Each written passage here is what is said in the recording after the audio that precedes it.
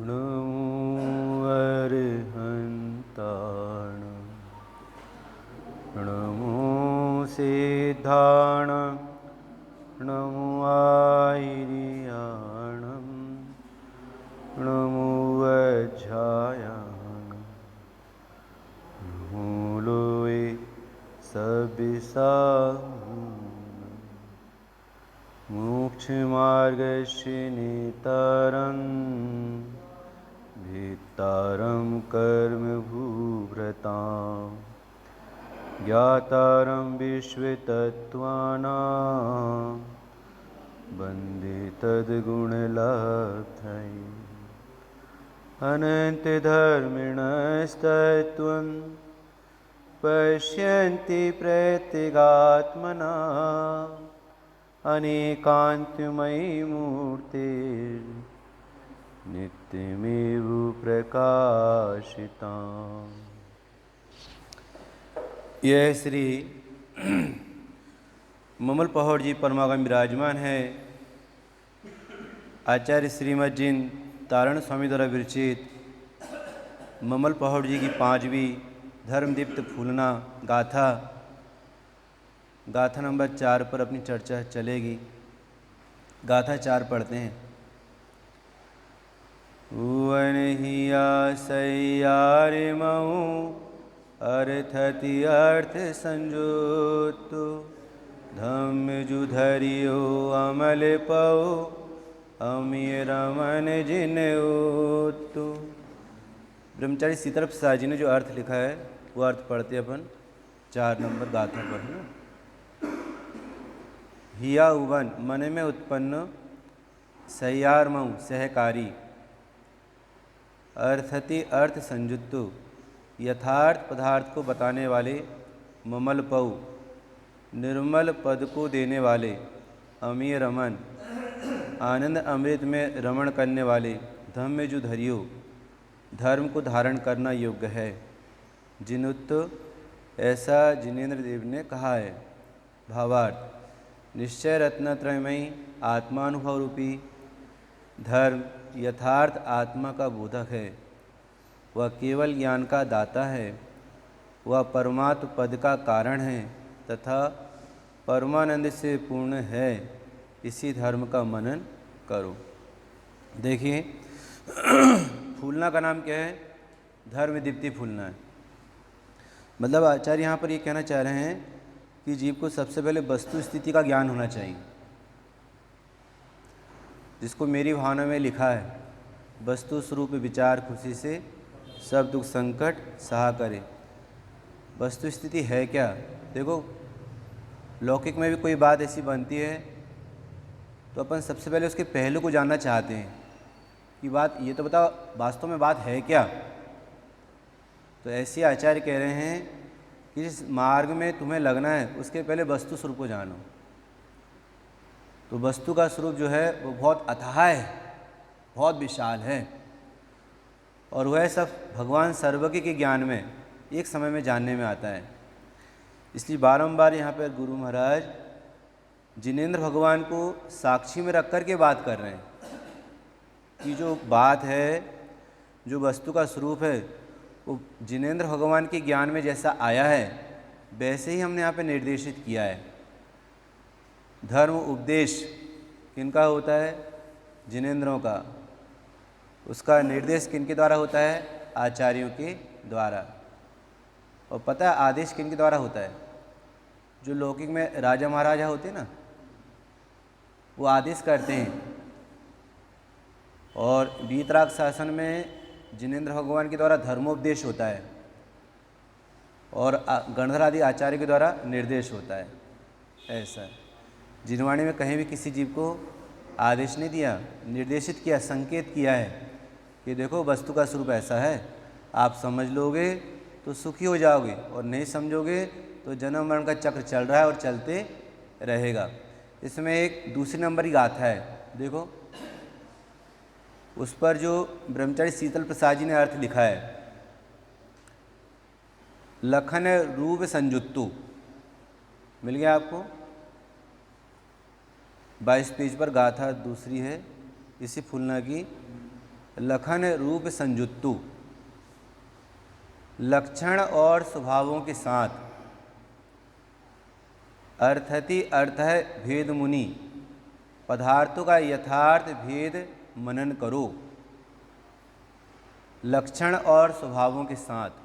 हमने आपसे कहा था कि आज से लगभग 1500 वर्ष पहले एक देवसेन आचार्य हुए हैं। उन्होंने आलाप पद्धति नाम का ग्रंथ लिखा है। उस आलाप पद्धति में उन्होंने प्रतिज्ञा करी कि मैं द्रव्य के लक्षण को और उसकी स्वभाव की सिद्धि के लिए आलाप पद्धति की रचना करता हूँ। किसके लिए प्रतिज्ञा की है? द्रव्य का लक्षण और द्रव्य का स्वभाव। द्रव्य लक्षण सिद्ध्यर्थम और द्रव्य स्वभाव सिद्ध्यर्थम। द्रव्य के लक्षण की सिद्धि के लिए और द्रव्य के स्वभाव की सिद्धि के लिए आलाप पद्धति की रचना करता हूँ। प्रतिज्ञा करिए। तो आप विचार करो, ये धर्म दीप्त फूलना में गाथा कितनी है? गाथा है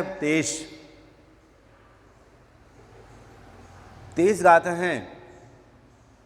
और इन गाथाओं में वो कहना क्या चाहते हैं? वो ये कहना चाहते हैं कि वस्तु का लक्षण और स्वभाव क्या वो जानो। देखो, हम वजन किस बात पर दे रहे हैं? धर्म का प्रकाश हमारी परिणति में कैसे हुए? धर्म दीप्त है ना, धर्म दीप्ति। धर्म का प्रकाश माने साम्य भाव की उत्पत्ति हमारी परिणति में कैसे हो? तो साम्य भाव की उत्पत्ति के लिए जो वस्तु है, अर्थ है, अर्थ माने वस्तु। वस्तु कैसी है? तीर्थ है, द्रव्य गुण पर्याय स्वरूप है। उसको लक्षण और स्वभाव से जानो, ये कह रहे हैं। मतलब तो जानो शब्द तो इसमें कहीं हमें मिल ही नहीं रहा गाथा तो में। आप कह रहे हैं लक्षण और स्वभाव से वस्तु को जानो। तो देखो उसमें लिखा अर्थति अर्थ है भेद मुनि। मुनि का अर्थ होता है जानना। मुनि का अर्थ क्या होता है? जानना। प्राकृत में हमने आपको बताया था कि मुण धातु होती है, वो जानने के अर्थ में आती है। और उसके पहले लिखा है भेद, माने इस मर्म को, इस रहस्य को जानो। किसके मर्म को, किसके रहस्य को? अर्थ तीर्थ, पदार्थों के मर्म को जानो। अर्थ माने पदार्थ, और पदार्थ कैसा है होता है? तीर्थ, द्रव्य गुण पर्याय स्वरूप होता है। पदार्थ कैसा होता है? उत्पाद व द्रव्य स्वरूप होता है। यह पदार्थ उत्पाद व द्रव्य में है, द्रव्य गुण पर्याय में है। ये वस्तु का स्वभाव है और ये तीनों लोक में प्रसिद्ध है। बोलो, निकालो गाथा 12। देखो 12वीं गाथा की लाइन देखो, 12वीं गाथा की लाइन सबसे ऊपर लिखा है पहली लाइन में, धम्म तिलोय प्रसिद्ध। मिल गया? 12वीं गाथा की पहली लाइन, धम्म तिलोय प्रसिद्ध। ऐसा धर्म 3 लोक में प्रसिद्ध है।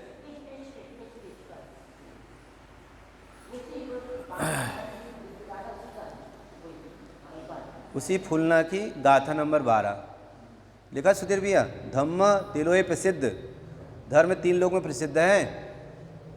हमने कल आपको 5 समवाय की चर्चा करी थी। 5 समवाय में पहला समवाय स्वभाव है। धर्म कहो या स्वभाव कहो, स्वभाव 3 लोक में प्रसिद्ध है। विश्व की कोई भी वस्तु अपने स्वभाव को नहीं छोड़ती। हाँ, अब उस स्वभाव को हम जाने कैसे? लक्षण के द्वारा उसे जानना है। उसकी प्रसिद्धि लक्षण और रूप से है। लखन रूप संजुत्तु, लक्षण और रूप से उसकी प्रसिद्धि होती है। प्रसिद्धि का अर्थ होता है वो ज्ञान में ज्ञात होता है। ऐसा है। और जो पदार्थ ज्ञान में ज्ञात होते हैं उसके पहले आगम का अभ्यास होता है। आगम सभ्य सिद्धा, आगम से सर्व पदार्थ ज्ञात होते हैं। आगम सभ्य सिद्धा अथ ही, अर्थ पदार्थ आगम से ज्ञात होते हैं। ये पदार्थ जो आगम का अभ्यास करेगा उसे पदार्थ का स्वरूप पता चलेगा। और वे पदार्थ कैसे हैं? त्रिलक्षणा वाले हैं। त्रिलक्षण क्या है उसकी? उसका द्रव्य गुण पर्याय, उसका त्रिलक्षणा है। त्रिलक्षण है प्रत्येक वस्तु। द्रव्य गुण पर्याय कहो या उत्पाद व द्रव्य से सहित, ऐसा कहो, एक ही अर्थ है। द्रव्य गुण पर्याय का दूसरा नाम ही उत्पाद व द्रव्य। ये वस्तु त्रिलक्षणा युक्त है। धम्म तिलोय प्रसिद्ध। ऐसी वस्तु 3 लोक में प्रसिद्ध है। सभी अरिहंतों ने वस्तु का स्वरूप ऐसा ही बतलाया कि वस्तु अपने द्रव गुण पर्याय में रहती है, यही उसकी स्वाधीनता है। समझ में आया? लक्षण और स्वभाव। लक्षण कहते किसे? लक्षण कहते हैं द्रव्य की विशेषता को। सत द्रव्य लक्षणम। सत किसका लक्षण है? सत वस्तु का लक्षण है, प्रत्येक द्रव्य का लक्षण है सत। सत माने उसका अस्तित्व है, यही उसका लक्षण है। जीव है, पुद्गल है, धर्म द्रव्य है, अधर्म द्रव्य है, आकाश द्रव्य है, काल द्रव्य है, उसकी जो है पना अस्तित्व है, यही उसका लक्षण है, सत द्रव्य लक्षणम। बोलो। और वह वस्तु उसके साथ लक्षण के साथ रूप शब्द लिखा है। रूप माने रूप, रूप माने स्वरूप, स्वरूप माने उसका आकार, उसका स्वभाव क्या है? उस वस्तु का रूप है, उसका स्वद्रव्य, उसका स्वक्षेत्र, उसका स्वकाल, उसका स्वभाव। ये वस्तु का रूप है। जो वस्तु अपने स्वद्रव्य क्षेत्र काल भाव में रहती है वो अपने लक्षण को नहीं छोड़ती। जो वस्तु अपने स्वद्रव्य स्वक्षेत्र स्वकाल भाव में रहती है वो अपने लक्षण को नहीं छोड़ती। उसका लक्षण तीन लोक में प्रसिद्ध है। धम्म तिलोय प्रसिद्धम, तीन लोक में प्रसिद्ध है उसका लक्षण। प्रत्येक वस्तु अपने लक्षण को लेकर के बैठी है और उसकी प्रसिद्धि लक्षण से ही होती है। वस्तु को लक्ष्य कहते हैं और जिससे प्रसिद्धि होती है उसे लक्षण कहते हैं। बोलो, समझ में आया? ऐसा जानने से क्या होगा? बोले ऐसा जानने से भेहू मुनि, भेद जानोगे, रहस्य जानोगे। किसका जानोगे? अथति अथा है, त्रिलक्षण युक्त पदार्थों का रहस्य जान लोगे। यही वस्तु की स्थिति है, यही वस्तु की मर्यादा है। और वस्तु अपने स्वद्रव्य क्षेत्र काल भाव को छोड़ती नहीं, यही यथार्थ स्थिति है वस्तु। ऐसा वस्तु स्वरूप का ज्ञान होने पर भय शल्य संक विलयंतु, उसके जीवन में किसी प्रकार के भय शल्य शंकाएं नहीं रहती है, क्योंकि ज्ञान अनुमोय संयुक्तु, उसकी परिणति ज्ञान और आनंद से सहित होती है। और ज्ञान और आनंद का मोक्ष मार्ग में अविनाभावीपना है। आप फूलना की कोई भी लाइन निकालो, उसमें दो लाइन आपको बहुत ज़्यादा मिलेगी। भय शल्य संक विलयंतु। भय शल्य और शंके के कारण जीव संसार में परिवहन करता है और वो विलय होता है, तो ज्ञान अनुमोय संयुक्तु, ज्ञान के अनुभवन से भय दूर होता है, ज्ञान के अनुभवन से शंकाएं दूर होती हैं, ज्ञान के अनुभवन से शल्य दूर होती है। ज्ञान अनुमय संयुक्तु, ज्ञान का अनुभव होना चाहिए, आत्मा की अनुभूति होना चाहिए। ये रहस्य जिसके ज्ञान में आया है उसके भीतर मिथ्या ज्ञान नहीं रहता। ये रहस्य जानने को होना। कौन से रहस्य को? पदार्थों के रहस्य को जानने को होना। अर्थ अतः भेऊ मुनि। देखो उसके साथ यदि हा शब्द नहीं लगता है ना तो एक अर्थ होता, पर वो अतः बहुवचन का है, इसका मतलब होता है पदार्थों के रहस्य को जानो। बोलो। विश्व में जातीय अपेक्षा 6 द्रव्य हैं और संख्या अपेक्षा अनंत द्रव्य हैं। बताओ भूतकाल में जितने तीर्थंकर हुए उनकी वाणी में ये बात आई कि नहीं आई है कि विश्व में जातीय अपेक्षा कितने द्रव्य हैं?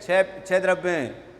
और संख्या अपेक्षा कितने द्रव्य हैं? अनंत द्रव्य हैं। और प्रत्येक द्रव्य का अपना लक्षण है और प्रत्येक द्रव्य अपने स्वरूप चतुष्टय में रहता है। धम्म तिलोय प्रसिद्धम, ये 3 लोक में प्रसिद्ध है।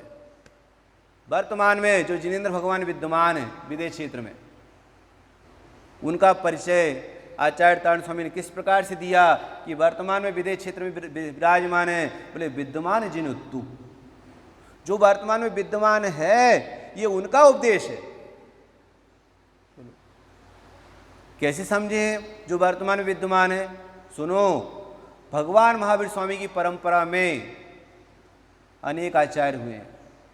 उन आचार्य भगवंतों में एक आचार्य कुंदकुंद देव हुए, जिन्होंने आज से लगभग 2000 वर्ष पहले सदेह विदेश क्षेत्र गमन किया था रिद्धि के बल पर। बोलो। वहाँ पर जिनेंद्र भगवान के समक्षण में, सिमंदर भगवान के समक्षण में 8 दिन रहे, वहाँ दिव्य ध्वनि सुनी और वहाँ से आकर फिर यहाँ पर पंचास्तिकाय, प्रवचन सार जी, समय सार जी आदि परमागम ग्रंथों की रचना करी। इसलिए दर्शन सार ग्रंथ में आचार्य कहते हैं कि यदि देवसेन आचार्य कहते हैं यदि आचार्य कुंद कुंद देव विदेश क्षेत्र से सिमंदर भगवान की देशना को यहाँ पर नहीं लाते तो अन्य मुनियों को मोक्ष मार्ग कौन बतलाता? बोलो। तो गुरु महाराज यहाँ कह रहे हैं कि वे जिनेंद्र भगवान जिनकी देशना कुंद कुंद आचार्य ने वहाँ से लाई है, ये देशना उन्हीं की है। विद्यमान जिनुत्तु, जो वर्तमान में विद्यमान है, ये देशना उन्हीं की है। उन्होंने वस्तु स्वरूप के ज्ञान के लिए स्वभाव और लक्षण को जानने के लिए कहा। जो वस्तु के लक्षण और स्वभाव को जानता है उसको उसकी 3 लोक में प्रसिद्धि होती है, वो 3 लोक का नाथ बनता है। बोलो। धम्म तिलोय प्रसिद्धम, 3 लोक में धर्म की प्रसिद्धि किसके द्वारा होती है? लक्षण और स्वभाव के द्वारा होती है। लक्षण उसका विशेष गुण होता है, बोलो, और स्वरूप उसका स्वचतुष्टय होता है। एक परमाणु भी अपने स्वरूप चतुष्टय में रहता है। एक परमाणु अपने स्वद्रव्य क्षेत्र काल भाव को नहीं छोड़ता। ये 6 द्रव्यों का चक्र सुदर्शन अनादिकाल से चल रहा है। बोलो। बाबू येवली साहब ने एक छंद लिखा, 6 द्रव्यों का चक्र सुदर्शन जग में चलता रहता है, यह वीरों के निरंतर अपने सुंदर पथ पर बढ़ता है। किसकी हस्ती उसकी गति को रोक सके जो निज बल से, कौन अभागा सिंह बदन में बढ़कर अपनी अंगुली दे। किसकी मौत आई है? जो सिंह के मुख में अपना हाथ डालेगा। बोलो। ऐसे ही ये 6 द्रव्यों का चक्र सुदर्शन अनादिकाल से चल रहा है। 6 द्रव्यों का चक्र सुदर्शन माने 6 द्रव्यों का परिणमन अनादिकाल से चल रहा है, और प्रत्येक पदार्थ अपने द्रव्य क्षेत्र काल भाव में रह करके परिणमन कर रहा है। विश्व में वे पदार्थ एक साथ रहते हैं पर एक दूसरे को डिस्टर्ब नहीं करते, इसलिए जगत सुंदर है। समय सार जी की गाथा तीसरी है, उसमें टीका में आचार्य अमृतचंद देव ने बहुत सुंदर विवेचन किया है विश्व की सुंदरता का। ये जगत सुंदर है। बोलो। गाथा है, एकत्व निश्चय गत समय सर्वत्र सुंदर लोक में, उससे बने बंधन कथा जु विरोधिनी एकत्व में। विश्व के पदार्थ एकत्व निश्चय को प्राप्त हैं। सारे पदार्थ विश्व में एक साथ रह रहे हैं और प्रत्येक द्रव्य अपने अनंत गुणों पर्यायों का स्पर्श करते हैं। वे विश्व में एक साथ में रह रहे हैं पर एक साथ में रहने पर भी एक दूसरे को डिस्टर्ब नहीं करते। यही उनकी सुंदरता है। यदि वे एक हो जाते ना तो सारे पदार्थ मिलकर के एक ढीला बन जाता।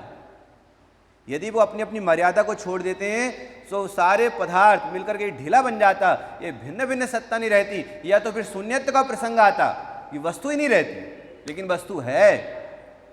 कथितम जिनेन्द्र ही, जिनेन्द्र भगवान ने कहा वस्तु है, वो अपने लक्षण से सहित है, वो लक्षण से प्रसिद्ध होती है और अपने स्वचतुष्टय में रहती है।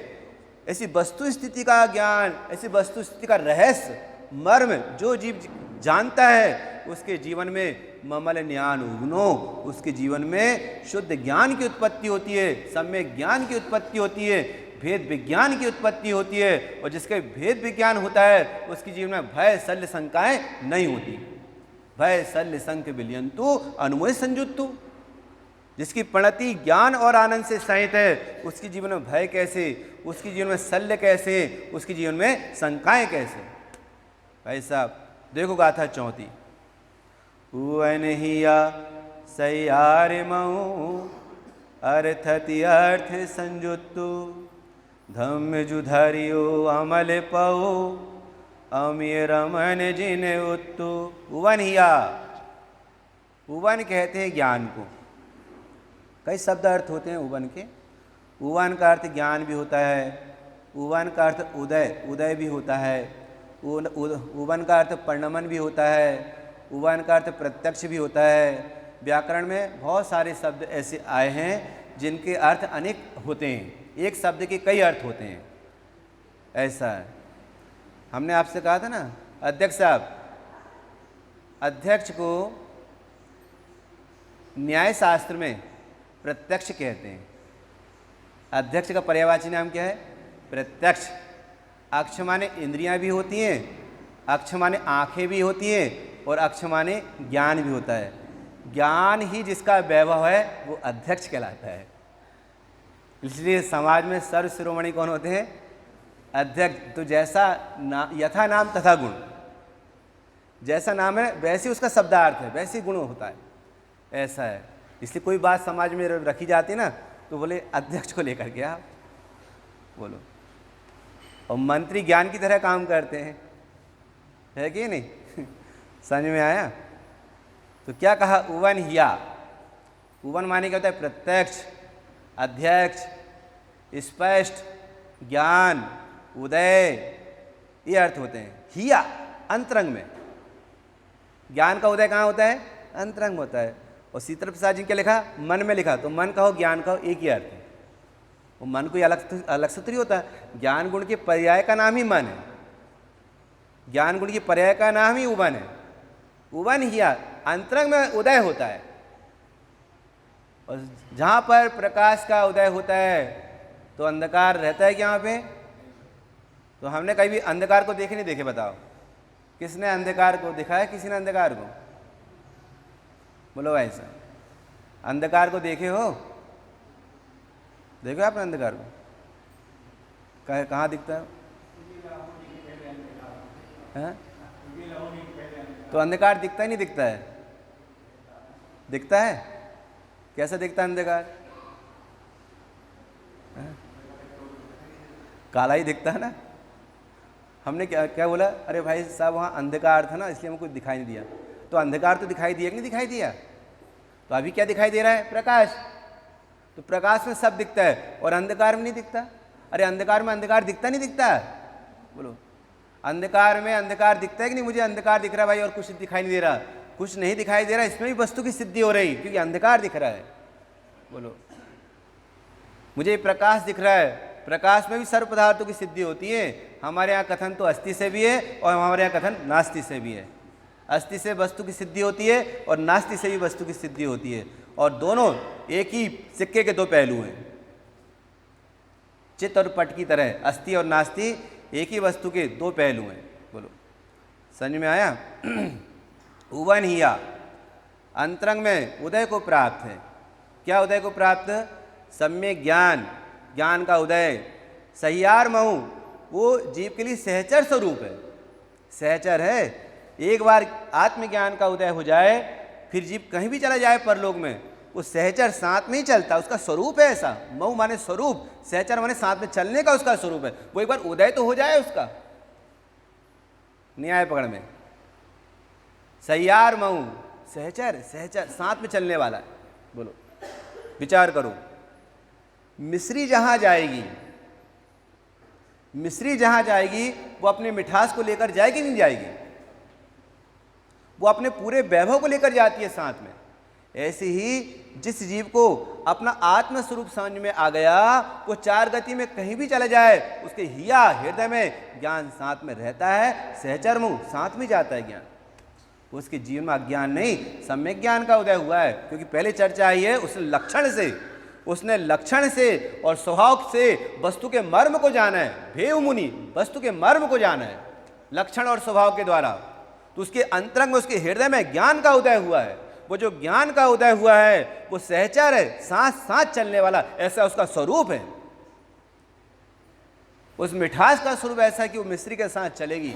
उस खारेपन का स्वरूप है कि वो नमक के साथ चलेगा। उस उष्णता का स्वरूप है कि वो अग्नि के साथ रहेगी। सम्यक ज्ञान का ऐसा स्वरूप है, आत्मज्ञान का ऐसा स्वरूप है कि आत्मा जहां जाएगा उसके साथ उसका ज्ञान जाएगा। सहचार मुँह, सहचर स्वरूप है, वो साथ में चलने वाला है।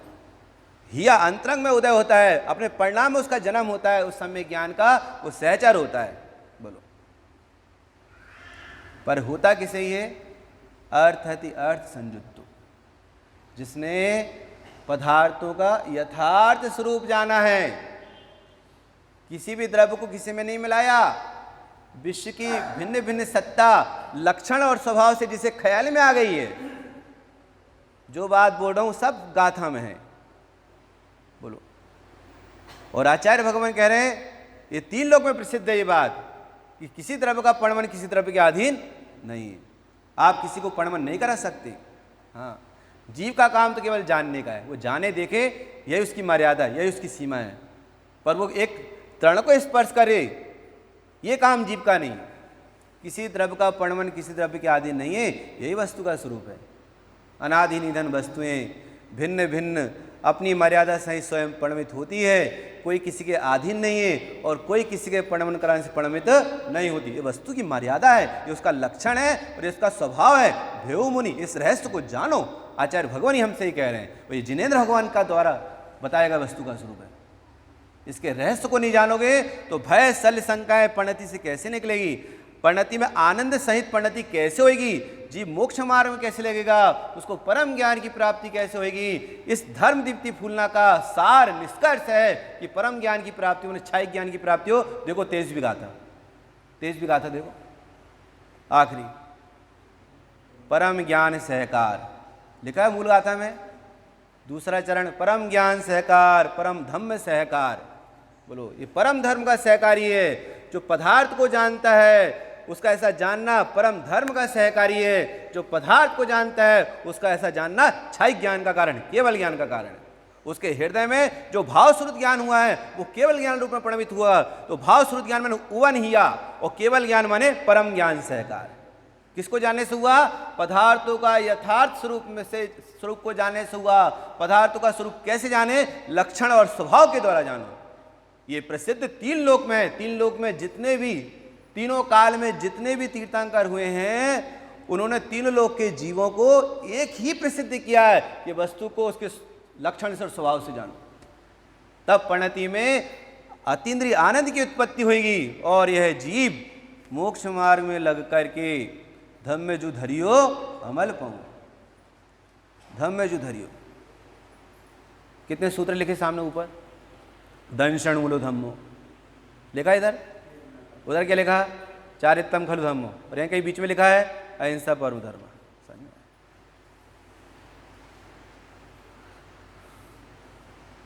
रत्नात्रय धर्म है, अहिंसा धर्म है, धर्म का मूल सम्यक दर्शन है।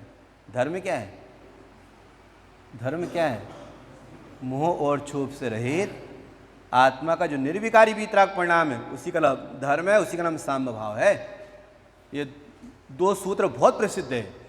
एक तो अष्टपहौड़ जी का दंशन मूलो धम्मो,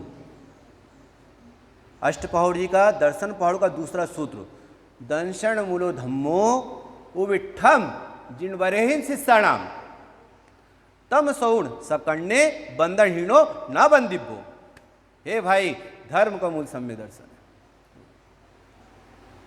और वह सम्यक दर्शन मिथ्यात्व और अज्ञान के अभाव पूर्वक होता है। मिथ्यात्व और अज्ञान का अभाव उसको होता है जो पदार्थ के रहस्य को जानता है। अथय भेव मुनि, जो पदार्थ के रहस्य को जानता है उसके जीवन में भेद विज्ञान का उदय होता है। वन हिया बोलो। और वह सम्यक दर्शन जिसका मूल है वह क्या? चारित्र है। चारित्रम खलु धम्मो, वास्तव में चारित्र ही साक्षात धर्म है। वास्तव में चारित्र ही साक्षात धर्म है और उस धर्म का मूल सम्यक दर्शन है। चारित्रम खलु धम्मो प्रवचन सार की 7वीं गाथा बोलो। और दंशन मूलो धम्मो अष्टपहौड़ जी की दूसरी गाथा। दर्शन पहौड़ में आचार्य ने दोनों प्रकार की विवक्षा खोली है। क्या विवक्षा खोली है? कि धर्म का मूल सम्यक दर्शन है। जैसे उन्होंने धर्म का मूल सम्यक दर्शन कहा, ऐसी धर्म का मूल उन्होंने मुनराज को कहा। मुनराज साक्षात जैन दर्शन है। बोलो, धर्म का मूल कौन है? मुनिराज है। ऐसा ये दोनों विवक्षा खोली है। बोध पहाड़ की गाथा 14, बोध पहाड़ की गाथा 14, उसमें ये आया कि मुनिराज जैन दर्शन है, उत्कृष्ट श्रावक जैन दर्शन है, आरिका माता जैन दर्शन है। ये तीनों लिंग जैन शासन के उत्कृष्ट भेष हैं। इनके अलावा कोई चौथा भेष होता नहीं, 3 भेष होता है। इनके अलावा किसी को माता जी नहीं कहा जाता, इनके अलावा किसी को महाराज नहीं कहा जाता। महाराज कहा जाता मुनराज को और उत्कृष्ट श्रावकों को। और स्त्री पर्याय में सबसे उत्कृष्टता है तो आरिका माता की है। इलक छुल्लक महाराज को इच्छामी कहा जाता है, आरिका माता को बंदामी कहा जाता है, मुंडाज को नमोस्तु कहा जाता है। ये 3 भेष है जिन शासन में, चौथा भेष नहीं है। इनके अलावा कोई महाराज कहने लायक नहीं है। सम्मण सूत्र ग्रंथ में आया, हे श्रावकों, असाधु को साधु मत कहो, और महाराज को महाराज मत कहो। किसी को भी महाराज मत कहना। महाराज केवल मुंडराज को कहा जाता है, उत्कृष्ट श्रावकों को कहा जाता है। असाधु को साधु मत बोलो, और बोलोगे तो निगोय बात सम्मी, निगोद में जाओगे। निर्ग्रंथ दशा जिनने अंगीकार करी है वे ही महाराज, मुनि महाराज, छुल्लक महाराज, एलक महाराज, इनके नीचे किसी को महाराज शब्द का संबोधन जिनवाणी में नहीं, क्योंकि भेष 3 प्रकार के होते हैं। चतुर्लिंग न उच्चते, चौथा भेष ही नहीं जैन शासन में। एक मुंडराज का है, दूसरा उत्कृष्ट श्रावकों का है, और तीसरा आरिका का माता का। इसके अलावा और किसी का उत्कृष्ट पद नहीं है। ये 3 बंधन योग्य, इनके अलावा कोई चौथा बंधन योग्य नहीं है। ऐसा है, ये जैन दर्शन है। बौद्ध पहाड़ क्या कहते हैं? ये जैन दर्शन है। उसी अष्टपहाड़ में ग्रंथ में आया, उस धर्म का मूल सम्यक दर्शन है, और सम्यक दर्शन 25 दोषों से रहित होता है। जिसके जीवन में शंका आदि 8 दोष नहीं होते, जाति कुल आदि 8 मद नहीं होते, 6 नायतन 3 मूर्ता का परिणाम जिसके जीवन में नहीं होता, ऐसा जीव विपरीत अभिनिवेश रहित यथार्थ श्रद्धान करके मोक्ष मार्ग में आरूढ़ होकर के और अपने अंतरंग में ही आत्मज्ञान पूर्वक क्षय ज्ञान की प्राप्ति करके निर्वाण की प्राप्ति करता है। ये पहली गाथा से 23वीं गाथा तक का सार है। ये हमने आपसे कहा पढ़ो, सुनो, बुद्धिपूर्वक ये ग्रंथ रखे। ये ग्रंथ अपने सजाए ना वेदियों में, देखो 14 ग्रंथ सजे हुए हैं। ये जिनवाणी में जैसे सजे हैं ना, ऐसे अपनी परिणति में सजना चाहिए। जिनवाणी तो सज गई, ये वेदी तो सज गई, हमारी श्रुत ज्ञान की वेदी कब सजेगी? हमने तो कितना सोना दे दिया, कितने रुपए लगाए, कार्यक्रम किए, जय जयकारा किया, वेदी सज गई। और जिसके लिए वेदी सजाई गई है वो हमारे श्रुत ज्ञान की वेदी कब सजेगी? श्रुत ज्ञान की वेदी तब सजेगी जब श्रुत ज्ञान के द्वारा पदार्थों का स्वरूप, लक्षण और स्वभाव के द्वारा जानोगे, तब हमारा श्रुत ज्ञान सजेगा। तब हमारा श्रुत ज्ञान मिथ्यात अज्ञान से रहित, भय शल्य शंकाओं से रहित और अतीन्द्रिय आनंद से सहित होएगा। वह मोक्ष मार्ग में कीड़ा करते करते करते करते करते क्षय ज्ञान लेगा। यही इस फूलना का सार है। धम्म में दीप्ति फूलना है। धर्म का प्रकाश कैसे होए, स्वभाव का प्रकाश कैसे होए, क्योंकि स्वभाव 3 लोकों में प्रसिद्ध है।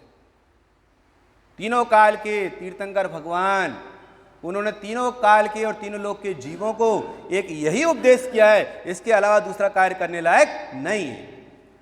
सभी अरिहंतों ने यही उपदेश किया है कि किसी प्रकार से मोह और क्षोभ का अभाव होए और जीव की परिणति में साम्य भाव की प्राप्ति होए।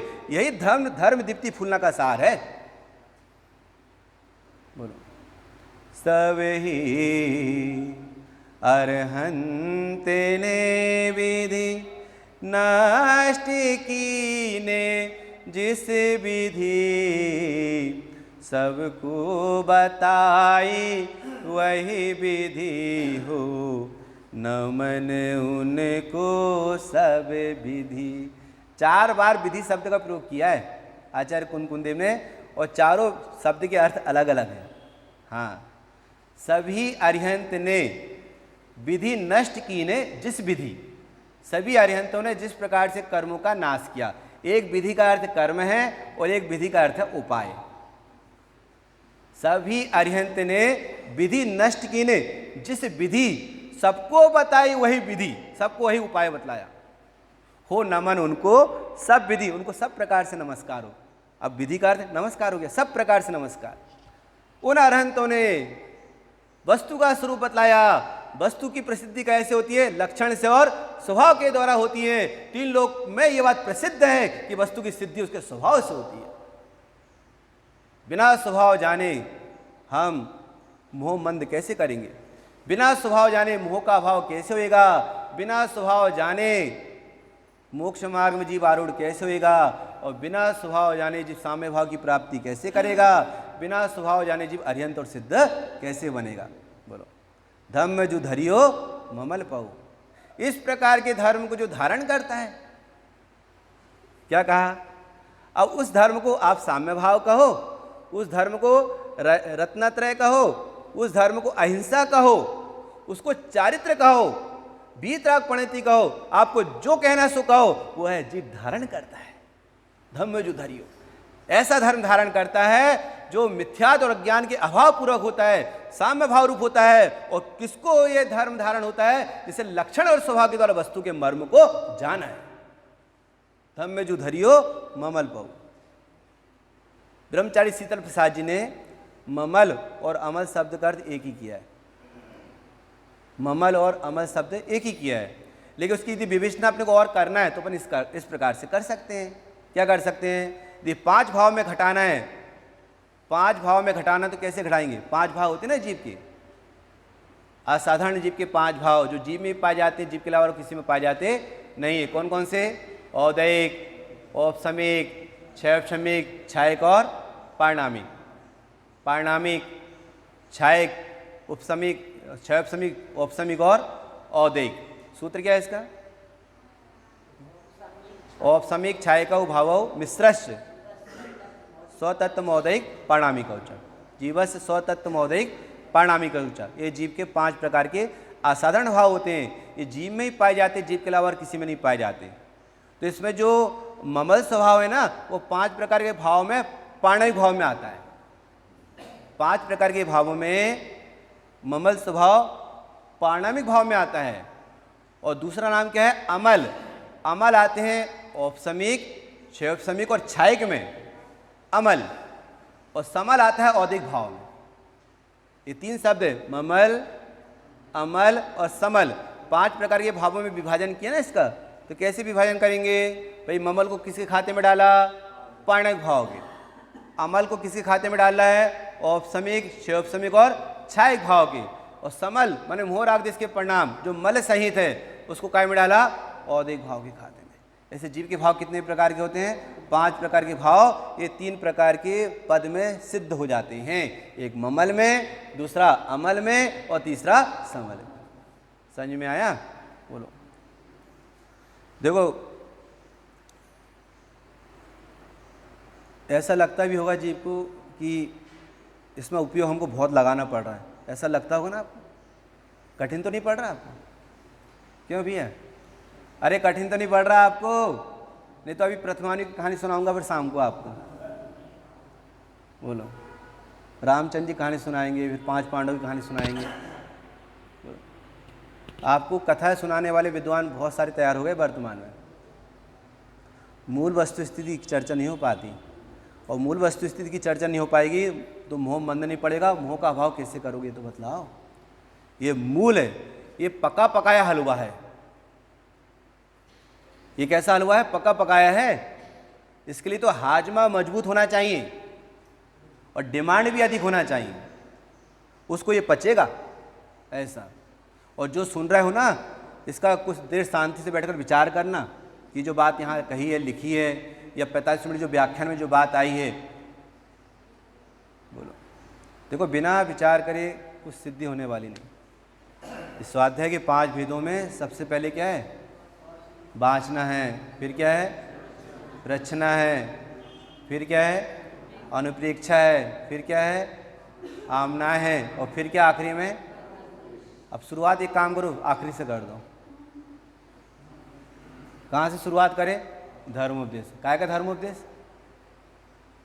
जिस बात का तुम्हारी धारणा में बैठी नहीं जो बात, तो धर्मोपदेश काय का होता है? और धारणा होती है, आमना होती है अनुप्रेक्षा पूर्वक, अनुप्रेक्षा होती है प्रश्ना पूर्वक, और प्रश्ना होती है वाचना पूर्वक। वाचना, प्रश्ना, अनुप्रेक्षा, आमना और धर्मोपदेश। भाई साहब, धर्म का क्षेत्र इतना खुला है, कोई बोलने वाला बैठ भर जाए बस गादी पे, लोग सुनने वाले भी मिल जाएंगे, लेकिन वस्तु स्थिति क्या है, क्या उसका स्वरूप है, उसकी सिद्धि कैसे होएगी, जब तक ये हमारे ज्ञान में बात नहीं आएगी, मोह मंद नहीं पड़ेगा तो मोह का अभाव कैसे होएगा। स्वाध्याय का प्रारंभ वाचना से होता है। पढ़ो पढ़ो। हमने आपको पहले दिन कहा था, जिस दिन हम यहाँ पर आए थे सायंकालीन पहले दिन कहा था कि हे साधु, आचार्यों ने अपने शिष्यों को उपदेश किया है, हे साधु, कंठ में प्राण आने पर भी स्वाध्याय बंद नहीं करना। क्या कहा? कंठ में प्राण आने पर भी स्वाध्याय बंद नहीं करना, अध्ययन बंद नहीं करना। बोले क्यों? ये परम तप है। बोले क्यों? ये इससे अज्ञान का परिहार होता है, इससे सम्यक ज्ञान की प्राप्ति होती है। आगम चेठा तदो जेठा, आगम का व्यापार ही मुख्य व्यापार होना चाहिए। क्यों? आगम से सर्व पदार्थों की सिद्धि होती है। आगम सभ्य सिद्धा, आगम से सर्व पदार्थ ज्ञात होते हैं। और वे सर्व पदार्थ कैसे हैं? द्रव्य गुण पर्याय वाले हैं। वे सब सर्व पदार्थ कैसे हैं? अपने उत्पाद व ध्रुव में रहने वाले हैं। यही उनका लक्षण है। प्रत्येक वस्तु त्रिलक्षणा युक्त है। प्रत्येक वस्तु कैसी है? त्रिलक्षणा युक्त है। हमने आपको ये भी बतलाया था कि प्रत्येक वस्तु अपने स्वरूप चतुष्टय में रहती है। चतुष्टय 3 जगह घटता है, आपको बताए थे ना हमने। 3 जगह कहाँ कहाँ घटता है? प्रत्येक वस्तु अपने स्वरूप चतुष्टय में रहती है। उसका स्वद्रव्य, स्वच्छेद, स्वकाल, स्वभाव, उसका स्वरूप चतुष्टय है। अरिहंत भगवान भी अपने चतुष्टय में रहते हैं, उनका कार्य चतुष्टय कहलाता है। अरिहंतों का क्या कहलाता है? कार्य चतुष्टय। और जगत के प्रत्येक जीव अपने स्वभाव अनंत चतुष्टय में रहते हैं। उनका स्वभाव अनंत चतुष्टय क्या है? सहज ज्ञान, सहज दर्शन, सहज सुख, सहज वीर, ये इनका स्वभाव अनंत चतुष्टय है। इसकी पूर्णता जिनको होती है वे अरिहंत हैं। उनको अनंत दर्शन, अनंत ज्ञान, अनंत सुख और अनंत वीर, ये कारण चतुष्टय और कार्य चतुष्टय। इसके अलावा विश्व के जितने भी पदार्थ हैं उनका स्वरूप चतुष्टय। उनका स्वरूप चतुष्टय क्या है? उनका स्वद्रव, उनका स्वच्छेद, उनका स्वकाल और उनका स्वभाव। स्वद्रव्य के माने क्या है? प्रत्येक वस्तु सामान्य विशेषात्मक है, ये उसका स्वद्रव्यपन है। क्या कह रहे हैं? प्रत्येक वस्तु सामान्य विशेषात्मक है, ये उसका स्वद्रव्यपना है। प्रत्येक वस्तु अपने स्वप्रदेश में रहती है। प्रत्येक वस्तु भेदाभेद स्वरूप है, वो अपने स्वक्षेत्र में रहती है, ये उसका स्वक्षेत्रपन है। बोलो। प्रत्येक वस्तु में प्रति समय उत्पाद व्यय होता है। प्रति समय उत्पाद व्यय, प्रत्येक द्रव्य के अनंत गुणों की प्रति समय की पर्यायें उत्पाद व्यय रूप हुआ करती हैं, ये उनका स्वकाल है। बोलो। और प्रत्येक वस्तु अनंत गुणात्मक है। प्रत्येक वस्तु कैसी है? अनंत गुणात्मक है, ये उनका स्वभाव है। प्रत्येक वस्तु अपने स्वरूप चतुष्टय में रहती है, उसका स्वद्रव्य, स्वच्छेद, स्वकाल और स्वभाव अपने में है। क्या कहा? धम्म में जो धरियो अमल पाऊ। ऐसे आगम शैली से और परमागम शैली से जो वस्तु का स्वरूप जानता है, उसके मिथ्यात्व और अज्ञान का भाव होता है और उसका मोक्ष मार्ग प्रारंभ होता है। आगम शैली से माने 6 द्रव्य का स्वरूप और अध्यात्म शैली से माने अकेला आत्मा का स्वरूप। समझ में आया? आगम परमागम दो नाम आते ना। आगम का नाम ही क्या है? परमागम। बोलो। आगम कहते किसे? जिसमें गुणास्थानों का वर्णन, मार्गणा स्थानों का वर्णन और 24 ठाना जीव संसार में कहाँ कहाँ पाए जाते हैं, उनकी मार्गणाएं, है ना। और द्रव्य कितने हैं, 3 लोक की रचनाएं, 3 काल के पदार्थ, इन सब का विस्तार से वर्णन जिसमें होता है उसको क्या कहते हैं? आगम ग्रंथ। और जिसमें केवल मेरा ही प्रयोजन सिद्ध होता है, जिसमें केवल मेरा ही प्रयोजन सिद्ध होता है, ऐसे द्रव्यानुग के ग्रंथ को परमागम कहते हैं। जिसमें एक आत्मा की मुख्यतः से कथन होता है उसे अध्यात्म ग्रंथ कहते हैं। अध्यात्म कहते किसे हैं? जो आत्मा को आत्मा से जोड़े उसे अध्यात्म कहते हैं। अध्यात्म किसे कहते हैं? जो आत्मा को आत्मा से जोड़े उसे अध्यात्म कहते हैं। आगम मक्खन है तो परमागम घी है। हमने आपको बताया था कल परसों। आगम क्या है? आगम यदि मक्खन है तो परमागम क्या है? घी है। परमागम का दूसरा नाम ही अध्यात्म है। और जयसेनाचार्य ने आज से 900 वर्ष पहले इस अध्यात्म का नाम क्या दिया है? अध्यात्म को और क्या कह सकते हैं? तो उन्होंने कहा कि जो आगम पद का सारभूत है, जो आगम पद का सारभूत चिदानंदमय आत्मा, जो आगम पद का सारभूत है, ऐसा चिदानंदमय आत्मा, उस चिदानंदमय आत्मा का नाम ही परमागम है और उसी का नाम अध्यात्म है। आगम सभ्य सिद्धा, ये सब बातें कैसे सिद्ध होती है? आगम से सिद्ध होती है। चलो एक भजन कहकर बात पूरी करता हूँ, ठीक है। आओ चले ना मुक्ति के गाँव में, आओ चले ना, बोलो, आओ चले ना मुक्ति के गाँव में, आओ चले ना। तारण स्वामी आए थे यहाँ, तारण स्वामी आए थे यहाँ, 14 ग्रंथ रतन महान, 14 ग्रंथ रतन महान। फूल ना पढ़ो, फूल ना पढ़ो, पढ़ के गुनो, पढ़ के गुनो, फूल ना पढ़ो, पढ़ के गुनो, मुक्ति की राहों में आओ चले ना, मुक्ति के गाँव में आओ चले ना। इस प्रकार से धर्मदीप्त फूलना के आधार पर अपनी चर्चा यहाँ पर हुई। विशेष चर्चा फिर।